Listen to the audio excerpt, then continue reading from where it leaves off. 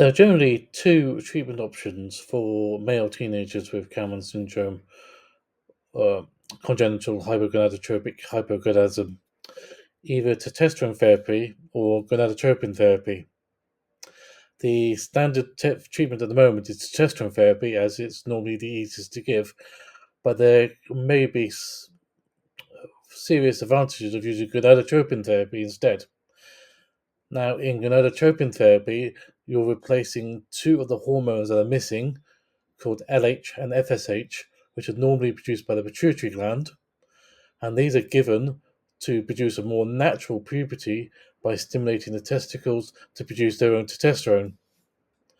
So, in normal testosterone therapy, you're bypassing the pituitary hormones completely and just giving testosterone, which produces most of the changes normally seen in puberty, but the testes remain small and they do not produce their own testosterone or sperm.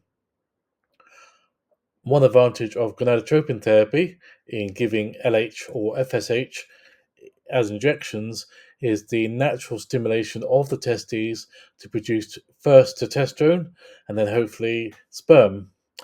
It may take between 6 and 18 months of injections, either 2 or 3 times a week, in order to produce the sperm and increase the testicular size.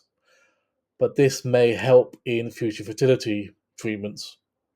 The aim of this study by Dr. Howard and her colleagues in various hospitals around the country is to assess the effectiveness of gonadotropin therapy over testosterone therapy and to see if there are any advantages for patients, especially younger patients, teenage patients with Kallmann syndrome. Because even though it could sometimes be an intensive course of injections, there may be advantages in using gonadotropin therapy.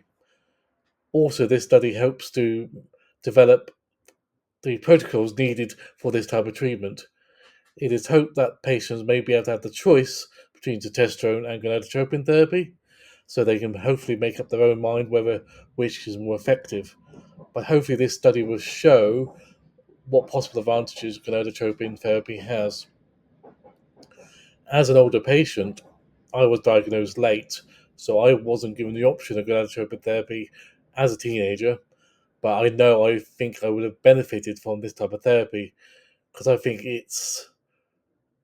allows for a more natural development of puberty with testicular size, and it's more natural looking. And I think that helps with body image and self confidence and social confidence at a young age as a teenager going into adolescence.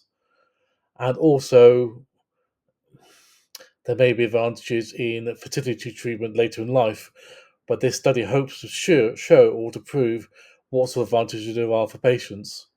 And hopefully, younger patients should be able to benefit from this type of treatment when available.